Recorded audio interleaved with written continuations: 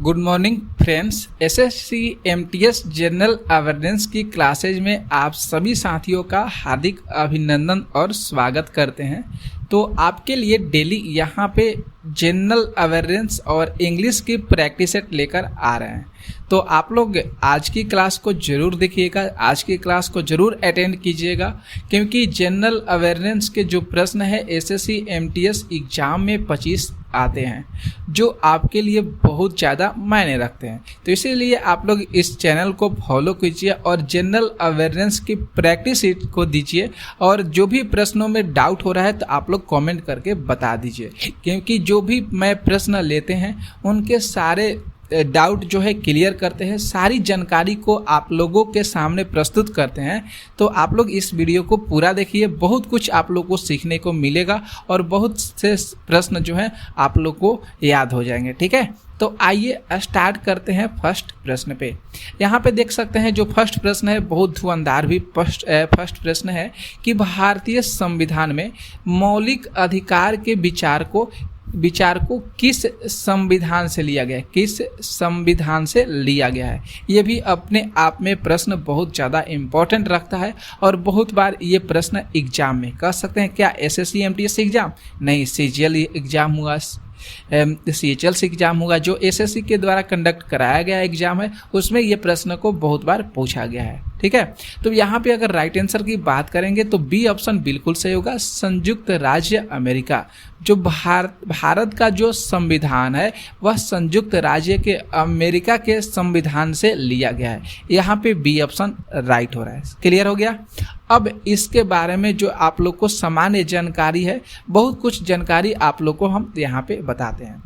भारतीय संविधान के भाग 3 याद रखना होगा, भारतीय संविधान के भाग 3 आर्टिकल जो अनुच्छेद है 12 से 35 तक में मौलिक अधिकारों का विवरण है। ठीक है, तो ध्यान में रखना होगा, जो मौलिक अधिकार लिया गया है वह 12 से लेकर 35 तक के बीच की मौलिक अधिकार है। और भाग कितने से अंतर्गत आता है, तो भाग 3 के अंतर्गत आता है। क्लियर है दोस्तों। भाग 3 देख सकते हैं यहाँ पे, जो भाग 3 है इसमें भारत का मैग्ना कार्टा की संज्ञा दी गई है। जो भाग 3 है भारत का मैग्ना कार्टा की संज्ञा दी गई है। ठीक है, भारतीय संविधान में मौलिक अधिकार के विचार को संयुक्त राज्य अमेरिका के संविधान से लिया गया। ये जो प्रश्न में सवाल पूछा गया था। ठीक है, भारत का जो संविधान है ये नागरिकों को कुल 6 मौलिक अधिकार प्रदान करता है। जो हम लोग का संविधान है, जो भारत का संविधान है, ये नागरिकों को, आम जनता को कितने मौलिक अधिकार प्रदान करता है, तो 6 मौलिक अधिकार प्रदान करता है। 6 मौलिक अधिकार कौन कौन से हैं तो आप लोग को बताते हैं। देख लीजिए 6 मौलिक अधिकार जो अपने आप में सबसे ज़्यादा इम्पोर्टेंट रखता है। ठीक है, पहले हम लोग ध्यान रखेंगे समता का अधिकार। क्या होगा, समता का अधिकार। ये जो है अनुच्छेद 14 से लेकर 18 तक है।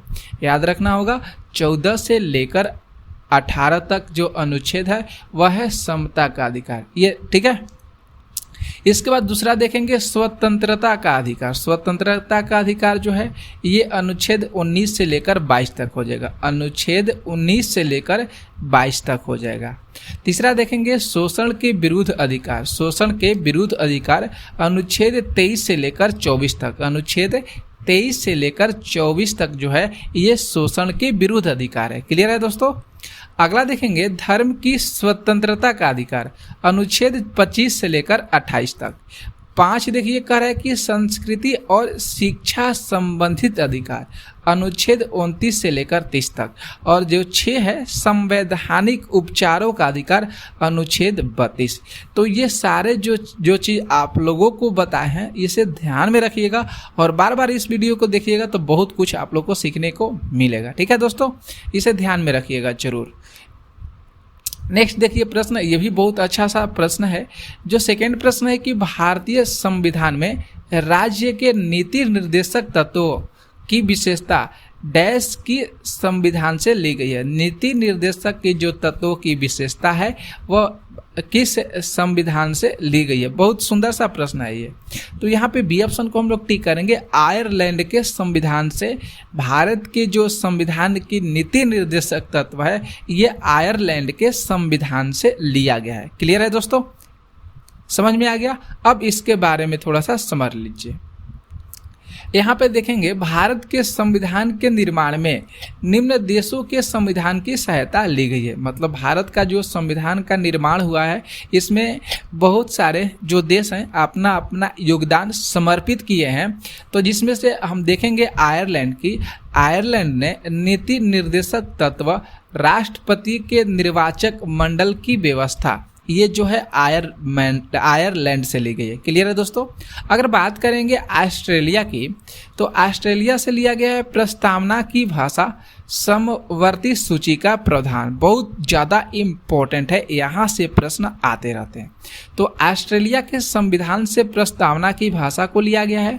इसके बाद बात करेंगे समवर्ती सूची का प्रावधान को लिया गया है। ठीक है, कनाडा से क्या है तो संघात्मक विशेषताएं को लिया गया है। कनाडा से संघात्मक विशेषताओं को लिया गया है। ठीक है दोस्तों, अगर बात करेंगे ब्रिटेन, तो संसदात्मक शासन प्रणाली और एकल नागरिकता, ये जो है ब्रिटेन के संविधान से लिया गया है। तो ये सारे चीज़ ध्यान में रखना होगा, बहुत इम्पोर्टेंट है।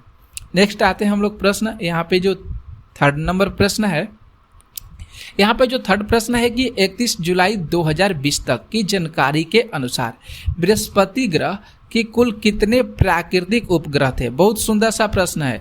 बृहस्पति ग्रह के कुल कितने प्राकृतिक उपग्रह थे 31 जुलाई 2020 तक के जानकारी के अनुसार? तो बृहस्पति ग्रह के कुल जो प्राकृतिक उपग्रह थे ये 79 थे। कितना थे? 79 थे। कितने थे दोस्तों? 79 थे। ठीक है, अब थोड़ा सा इसके बारे में ध्यान से समझ लीजिए। सूर्य से 5वीं पंक्ति में बृहस्पति सौर मंडल का सबसे बड़ा ग्रह है। सौर मंडल का सबसे बड़ा ग्रह बृहस्पति होता है। ठीक है, यहाँ पे बात करेंगे जो प्रश्न में बताया गया है वही चीज़ की उपग्रहों की संख्या कितना है? 79 है, जिसमें से कैलिस्टो, आर्यो, यूरोपा और गैनीमेड, ये सारे चीज़ क्या है? ये प्रमुख हैं। ये जो है उपग्रह की संख्या बताया जा रहा है कि कैलिस्टो, आर्यो, यूरोपा और गैनीमेड जो है ये प्रमुख हैं। वर्तमान में बात करेंगे कि 2023 में बृहस्पति के उपग्रहों की संख्या कितना है? तो 92 है। ध्यान में रखना होगा दोस्तों, बहुत इंपॉर्टेंट है। 2020 में बृहस्पति उपग्रहों की संख्या 79 थी। ठीक है, अगर बात करेंगे वर्तमान, ये तो 2024 चल रहा है, 2023 के आंकड़े के अनुसार बृहस्पति के उपग्रहों की संख्या कितना हो जाएगा? तो 92 हो जाएगा। क्लियर है? नेक्स्ट देखेंगे प्रश्न। यहाँ पे जो फोर प्रश्न है, दांतों की सड़न तब शुरू होती है जब मुंह का पीएच से कम होता है। मतलब जो पीएच मान होता है ये कम होता है। तो आप लोग को पता है ये जो है पीएच स्केल है। ठीक है, ये जो है पीएच स्केल है। यहाँ पे जो है उदासीन विलयन होता है, उदासीन विलयन का पीएच मान 7 होता है। तो इधर अम्लीय होता है, इधर क्या होता है साथियों? इधर अम्लीय होता है। ओके, और इधर जो होता है ये क्षारीय होता है। तो 7 से जब अधिक जाएगा तो ये क्षारीय हो जाएगा और 7 से कम होगा तो वह अम्लीय होगा। 0 से स्टार्ट होता है 7 तक और 7 से लेकर कितना तक? 14 तक होता है। ठीक है दोस्तों, और जो पीएच स्केल है इस वैज्ञानिक का जो नाम हो जाएगा, जिन्होंने ये पीएच स्केल प्रदान किया था उस वैज्ञानिक का नाम है सोरेनसन। उस वैज्ञानिक का नाम क्या है? तो उस वैज्ञानिक का नाम है सोरेनसन। सोरेनसन ने सबसे पहले पीएच स्केल को प्रस्तुत किया था, हम लोग को दिया था। तो यहाँ पे ए ऑप्शन बिल्कुल सही हो जाएगा। यहाँ पे 5.5 जो दांतों की सड़न शुरू होती है वह पीएच से कम होता है। मतलब पीएच मतलब 5.5 से लेकर कम होता है। समझ में आ गया?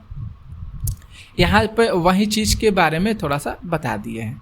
अगला प्रश्न हम लोग चलेंगे 5 प्रश्न। देखिए बहुत सुंदर सा प्रश्न है ये। चाल क्या है?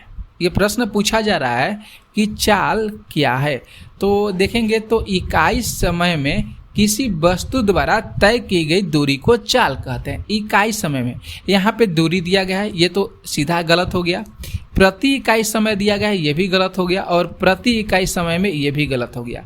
तो चाल याद करना होगा कि इकाई समय में किसी वस्तु द्वारा तय की गई दूरी को चाल कहते हैं। क्लियर हो गया, समझ में आ गए। देखिए यहाँ पे वही चीज़ यहाँ पे विश्लेषण कर दिया गया है कि इकाई समय में तय की गई दूरी को चाल कहते हैं। जब किसी वस्तु द्वारा इकाई समय में तय किया गया जो विस्थापन होता है उसको वेग कहा जाता है। इसे भी ध्यान में रखना होगा। जब किसी वस्तु द्वारा इकाई समय में तय किया गया जो विस्थापन होता है उसको क्या कहा जाता है, तो उसको वेग कहा जाता है। ठीक है, अब बात करेंगे चाल की मात्रा का। जो चाल का मात्रक होता है वह मीटर प्रति सेकेंड होता है। देख सकते हैं यहाँ पे डिनोट किया गया है मीटर प्रति सेकेंड। अगर बात करेंगे इसके अन्य मात्रक का तो ये किलोमीटर प्रति घंटा, मतलब किलोमीटर क्या होता है, प्रति घंटा। इसके बाद आता है कि जो चाल है कौन सी राशि है। राशि तो दो प्रकार की होती है। एक जो होती है राशि, वह राशि कौन सी होती है, तो वह राशि सदिश राशि होती है। वह राशि कौन सी राशि, सदिश राशि। और दूसरा राशि कौन सी राशि होती है, तो दूसरा जो राशि होती है दूसरा अदिश राशि होती है। ठीक है, तो चाल जो है अदिश राशि है। चाल जो है कौन सी राशि है, चाल एक अदिश राशि है। इतना चीज आप लोग को बता दिए चाल के बारे में। ठीक है, नेक्स्ट आते हैं प्रश्न यहाँ पे 6। देखिए बहुत सुंदर सा प्रश्न। 6 प्रश्न है कि तराइन की पहली लड़ाई जो है किस वर्ष लड़ी गई थी। वर्ष में डैश लड़ी गई थी। यहाँ पे ये प्रश्न है वर्ष में लड़ी गई थी, मतलब किस वर्ष तराइन की पहली लड़ाई लड़ी गई थी। तो 1191। यहाँ पे जो डी ऑप्शन देख रहे हैं ये सही होगा। तराइन की जो पहली लड़ाई है 1191 ईस्वी में लड़ी गई थी। अब थोड़ा सा हम लड़ाई के बारे में ध्यान से देख लेते हैं।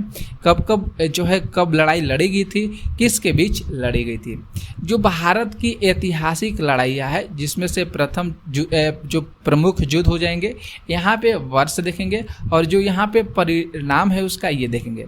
जो तराइन का प्रथम युद्ध हुआ था वह 1191 ईस्वी में हुआ था, जिसमें से पृथ्वीराज ने मुहम्मद गौरी को हराया था। यह भी प्रश्न अपने आप में ज़्यादातर इम्पोर्टेंट और मायने रखता है। तो तराइन का प्रथम युद्ध 1191, पृथ्वीराज ने मुहम्मद गौरी को हराया था। क्लियर है। अगर बात करेंगे द्वितीय विश्व युद्ध का तराइन का, तो ये 1192 ईस्वी में हुआ था। मुहम्मद गौरी ने पृथ्वीराज को हराया था। मुहम्मद गौरी ने पृथ्वीराज को हराया था द्वितीय विश्व युद्ध में। जस्ट इसका उल्टा हो गया। पृथ्वीराज जो थे मुहम्मद गौरी को हराए थे प्रथम युद्ध में, और द्वितीय जो युद्ध हुआ था इसमें मुहम्मद गौरी ने पृथ्वीराज को हराया था। ठीक है, उल्टा है। चंदवार के युद्ध की बात करेंगे तो 1194 में हुआ है। मुहम्मद गौरी ने जयचंद्र को हराए थे। मुहम्मद गौरी ने जयचंद्र को हराया था जब चंदवार का युद्ध हुआ था। चंदवार का युद्ध 1194, तराइन का द्वितीय विश्व युद्ध 1192, तराइन का प्रथम युद्ध जो है 1191। तो ध्यान में रखना होगा, बहुत ज़्यादा इम्पोर्टेंट है। अगला देख लीजिए युद्ध जो पानीपत की प्रथम लड़ाई है, ये 1526 में हुई है। पानीपत की प्रथम लड़ाई 1556 में बाबर ने राणा सांगा को हराया था। बाबर जो था ये राणा सांगा को हराया था। क्लियर है दोस्तों। तो ये सारे चीज़ जानकारी आप लोग को सामने प्रस्तुत किए हैं। कैसा लगा आप लोग जरूर बताइएगा, लाइक जरूर कीजिएगा वीडियो को और शेयर भी करिएगा। नेक्स्ट देखिए प्रश्न 7।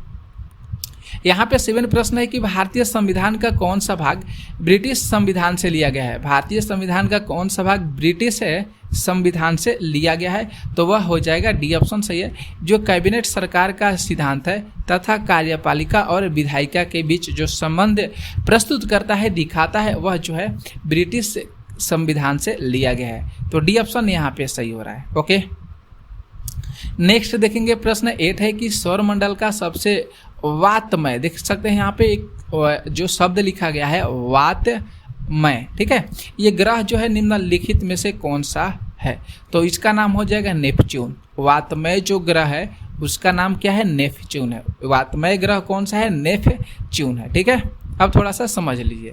सौरमंडल का जो वातमय ग्रह है उसका नाम है वरुण और नेपच्यून, दोनों याद कीजिएगा। वरुण जो है सौरमंडल का सबसे दूर ग्रह है। ठीक है, तो वरुण और नेपच्यून जो है ये वातमय ग्रह है। इसका तापमान की बात करेंगे तो -200 डिग्री सेल्सियस रहता है हमेशा।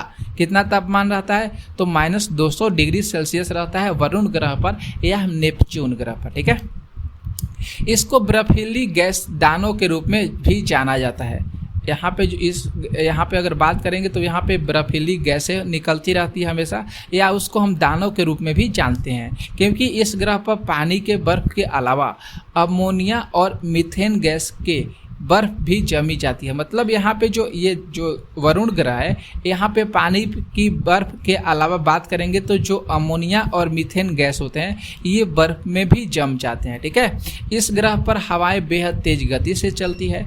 हवाओं की गति देख सकते हैं 2100 किलोमीटर प्रति घंटे तक होती है। देख लीजिए कितना हवाओं की गति होती है, 2100 किलोमीटर प्रति घंटा। अगर ये पृथ्वी पर चलेगा तो पता नहीं क्या होगा, आप लोग समझ सकते हैं। अभी मान लीजिए अगर 180 चले या 100 चले तो देख सकते हैं कितना पेड़, बिजली के खंभे, घर, ये सारी चीज़, मकान गिर जाते हैं। तो 2100 किलोमीटर प्रति घंटा तो ये अपने आप में खुद ज़्यादा मायने रखता है। नेक्स्ट चलते हैं प्रश्न। यहाँ पे जो 9 प्रश्न है, आमतौर पर निम्नलिखित में से किस अवधि में पृथ्वी से कांडूडिडस नाम का उल्का पात दिखाई देता है? कांडूडिडस का उल्का पात दिखाई देता है तो दिसंबर या जनवरी में दिखाई देता है। किस महीने में? तो दिसंबर या जनवरी में। आप यहाँ पे देख सकते हैं जो उल्का पिंड होता है, आकाश में कभी कभी एक और दूसरी ओर अत्यंत वेग से जाते हुए अथवा पृथ्वी पर गिरते हुए जो पिंड दिखाई देते हैं उन्हें उल्का या साधारण बोलचाल में टूटते हुए तारे अथवा लूका कहते हैं। समझ में आ गया? कई बार हम लोग आकाश में देखे होंगे कि ये तारे देख सकते हैं आप लोग, ये स्टार जो तारे होते हैं एक लाइन से होकर चल जाते हैं। आप लोग कभी प्रेक्षण किए होंगे आकाश में, ठीक है? या कभी कभी आप लोग सोए हैं रात में तो देखते होंगे कि कोई तारा जो है गिर रहा है, तो वह पृथ्वी पर नहीं गिरता है दोस्तों, क्योंकि उसकी इतनी दूरी होती है कि वह पृथ्वी पर आते वह क्या होता है, ख़त्म हो जाता है। ठीक है, तो वहीं हम लोग बोलचाल में भाषा में कहते हैं कि ये देखिए तारा क्या हो रहा है, टूट रहा है। ठीक है, जिसको लूका कहा जाता है, उल्का कहा जाता है। दिसंबर में ये जो पृथ्वी से काइडिडस नाम का उल्कापात दिखाई देता है दिसंबर में आमतौर पर। ठीक है, नेक्स्ट चलते हैं प्रश्न। यहाँ पे जो 10 प्रश्न है, भारत में सेंट्रल बैंक कब बना था? सेंट्रल बैंक कब बना था? तो 1935 जो पीएनबी है, पंजाब नेशनल बैंक, इसकी स्थापना 1935 में हुई थी। तो वही चीज़ बात है कि सेंट्रल बैंक की स्थापना 1935 में, माफ़ कीजिएगा, आरबीआई की स्थापना। ठीक है, पंजाब नेशनल बैंक नहीं, वहीं RBI, reserve bank of India, इसकी स्थापना भारतीय रिजर्व बैंक अधिनियम 1934 के प्रावधानों के अनुसार 1 अप्रैल 1935 को हुई थी। ठीक है, इसका बैंक का जो केंद्रीय कार्यालय है ये कहाँ पे? कोलकाता में स्थापित किया गया था। जो रिजर्व बैंक है, आरबीआई है, शुरुआत में जब ये बैंक खुला था तो इसका जो स्थापित किया गया था सबसे पहले कोलकाता शहर में स्थापित किया गया था। फिर इसके बाद क्या करेंगे, जो 1937 में इसको मुंबई में स्थानांतरित कर गया, मतलब कोलकाता से ले जाकर मुंबई में स्थानांतरित कर दिया गया। ठीक है, और ये प्रारंभ में ये निजी स्वामित्व वाला था। वर्ष 1949 में आरबीआई के राष्ट्रीयकरण के बाद इस पर भारत सरकार का पूर्ण रूप से स्वामित्व हो गया। ठीक है, तो समझ में आ गया। 1949 में के बाद जो आरबीआई का जो राष्ट्रीयकरण हुआ तो उसी समय से भारत सरकार का उस पर क्या हो गया, पूर्ण रूप से स्वामित्व बन गया। अगला प्रश्न, यहाँ पे जो 11 प्रश्न देखिए ध्यान से, निम्नलिखित में से किस महीने में पृथ्वी से लाइडिडस नाम का उल्कापात दिखाई देता है? लाइडिडस नाम का उल्कापात कब दिखाई देता है? तो अप्रैल के महीने में। कब? तो अप्रैल के महीने में। यहाँ पे जो 12 प्रश्न है कि निम्नलिखित में से किस ग्रह का अपना कोई उपग्रह नहीं होता है? वह कौन सा ग्रह है जिसका कोई उपग्रह नहीं होता है? तो बुध जो ग्रह है ये सबसे छोटा ग्रह है, इसका कोई भी उपग्रह नहीं होता है। ठीक है दोस्तों, देख लीजिए बुध यहाँ पे देख लीजिए ग्रह है और इसके जो प्राकृतिक उपग्रहों की संख्या है, बुध का कोई उपग्रह नहीं होता है, इसकी संख्या 0 मानी गई है। मंगल का याद कीजिएगा 2 होता है, बृहस्पति का 92 और शनि का 82 होता है। बहुत सुंदर सा प्रश्न है, ये उपग्रह है। शनि का 82 याद कीजिएगा, बृहस्पति का 92 याद कीजिएगा और मंगल का 2 उपग्रह होता है। प्रश्न आ सकते हैं। नेक्स्ट देखिए प्रश्न, यहाँ पे जो 13 प्रश्न है कि MICR में आर का पूर्ण रूप क्या होता है? MICR में आर का पूर्ण रूप क्या होता है? तो रिकॉग्निशन, यहाँ पे डी ऑप्शन देख रहे हैं, रिकॉग्निशन जो है यह आर का पूर्ण रूप होता है। इसका फुल फॉर्म देखिएगा तो MICR का जो पूर्ण रूप देखेंगे तो मैग्नेटिक इंक कैरेक्टर रिकॉग्निशन, ये जो है इसका फुल फॉर्म होता है। ये जो है एक चिन्ह है, ये पहचान तकनीक को बताता है जिसका उपयोग बैंकिंग में होता है, बैंकिंग जो उद्योग है उसके द्वारा होता है, चेक में होता है, जो अन्य प्रकार के जो दस्तावेज होते हैं, प्रसंस्करण होते हैं, उसमें इस MICR का उपयोग किया जाता है। ये जो है MICR लाइन चेक के निचले भाग पर भी होता है। तो ये सारी चीज़ MICR के बारे में था, समझ गए।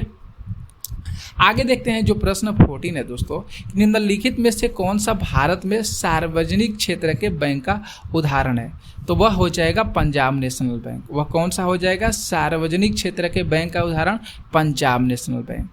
आप लोग यहाँ पे देख सकते हैं जो सार्वजनिक बैंक या सरकारी बैंक है, उन बैंकों को कहा जाता है जिस पर भारत सरकार का स्वामित्व होता है। तो अभी आप लोग को कुछ देर में बताएं कि जो RBI था 1949 में भारत सरकार के अंडर में आया, भारत सरकार का स्वामित्व हुआ। यानी सार्वजनिक क्षेत्र में बैंकों में 50% से अधिक सरकार की हिस्सेदारी होती है और इस प्रकार के बैंकों का नियंत्रण किसके द्वारा किया जाता है? तो सरकार के द्वारा नियंत्रण किया जाता है। वर्तमान में सार्वजनिक क्षेत्रों में बैंकों की संख्या 12 है, ध्यान में रखना होगा। और इस बात को याद रखिएगा, जो वर्तमान समय चल रहा है इसमें जो सार्वजनिक क्षेत्र में बैंक की संख्या कितना है? तो 12 है। जैसे उदाहरण की तौर पर बात करेंगे पंजाब नेशनल बैंक, भारतीय state bank, bank of Baroda आदि, मतलब ऐसे बहुत सारे बैंक हो जाएंगे, 12 को होंगे। ठीक है दोस्तों। अगला यहाँ पे जो 15 प्रश्न है, वाणिज्यिक बैंक अपनी जमा राशि भारतीय रिजर्व बैंक के पास रखते हैं। इन जमा राशियों को क्या कहा जाता है? तो इन जमा राशियों को कहा जाता है आरक्षित निधियां। इस जमा राशि को क्या कहा जाता है? आरक्षित निधियां कहा जाता है। अगला जो यहाँ पे प्रश्न है 16 की 1192 ईस्वी में, ये तराइन का द्वितीय युद्ध है। 1192 ईस्वी में तराइन के दूसरे युद्ध में पृथ्वीराज चौहान को किसने हराया था? देख लीजिए, बहुत सुंदर सा प्रश्न है कि 1192 ईस्वी में तराइन के दूसरे युद्ध में पृथ्वीराज चौहान को किसने हराया था? तो मोहम्मद गौरी दोस्तों, हाँ सही बोले हैं, मोहम्मद गौरी ने हराया था। प्रथम युद्ध समझ में आ गया, मोहम्मद गौरी ने हराया था। तो दूसरे युद्ध में पृथ्वीराज चौहान को मोहम्मद गौरी के बीच संघर्ष करना पड़ा था और इसमें पृथ्वीराज जो है पराजित हो गया था। और प्रथम विश्व युद्ध में बात करेंगे तो पृथ्वीराज जो है मोहम्मद गौरी को हराया था। समझ में आ गया दोस्तों। जो तराइन का इलाका है, क्षेत्र है, ये वर्तमान में हरियाणा राज्य में स्थित है। द्वितीय विश्व युद्ध में मोहम्मद गौरी ने दिल्ली और अजमेर पर नियंत्रण कर भारत में मुस्लिम साम्राज्य की नींव डाली थी। तो ये आप लोग देख सकते हैं ध्यान से कि जब तराइन का युद्ध हो रहा था उसमें मोहम्मद जो गौरी था ये दिल्ली और अजमेर पर नियंत्रण किया था, मतलब अपने वश में किया था और भारत में मुस्लिम साम्राज्य की नींव उस समय डाली थी। तो मोहम्मद गौरी, ठीक है। अगला यहाँ पे देखेंगे जो प्रश्न 17 है कि निम्नलिखित में से कौन सा इंडो इस्लामिक वास्तुकला का अभिन्न अंग जाना जाता है? इंडो इस्लामिक जो वास्तुकला है उसका नाम है गुंबद है। उसका क्या नाम है? गुंबद है। ओके। नेक्स्ट प्रश्न यहाँ पे देखिए जो 18 प्रश्न है कि निम्नलिखित में से कौन सा कथन गलत है? यहाँ पे कौन सा कथन गलत है? तो विद्युत आवेश जो है ये सदिश राशि है, बिल्कुल गलत है। ये ऑप्शन गलत हो रहा है।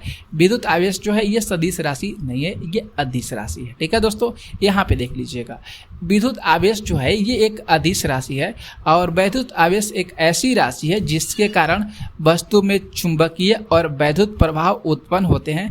इसे हम क्या कहते हैं? वैद्युत आवेश कहते हैं। इसे Q से डिनोट किया जाता है, इसे इतना से डिनोट किया जाता है। तो ध्यान में रखना होगा जो विद्युत आवेश है ये अदिश राशि है। अगला प्रश्न यहाँ पे देखिए 19 प्रश्न है कि एक्वा रेजिया सांद्र हाइड्रोक्लोरिक अम्ल और सांद्र नाइट्रिक अम्ल का आयतन के अनुसार डैश के अनुपात में तैयार किया गया एक ताज़ा मिश्रण होता है। तो वह होता है 3:1 में। वह कितना होता है? 3:1 में। अब ध्यान से थोड़ा सा देख लीजिए, एक्वा रेजिया या सांद्र हाइड्रोक्लोरिक अम्ल या सांद्र नाइट्रिक अम्ल का जो अनुपात है वह 3:1 में होता है। ठीक है, ये जो है एक पीला नारंगी धुमाया मान इस जिसमें धूमि जैसी वाष्प निकलती रहती है जो तरल होते हैं। इसे एक्वा रेजिया के रूप में इसलिए नामित किया गया है क्योंकि ये उत्कृष्ट धातुओं जैसे सोने और प्लेटिनम को गला देता है। तो एक्वा रेजिया बहुत खतरनाक होता है।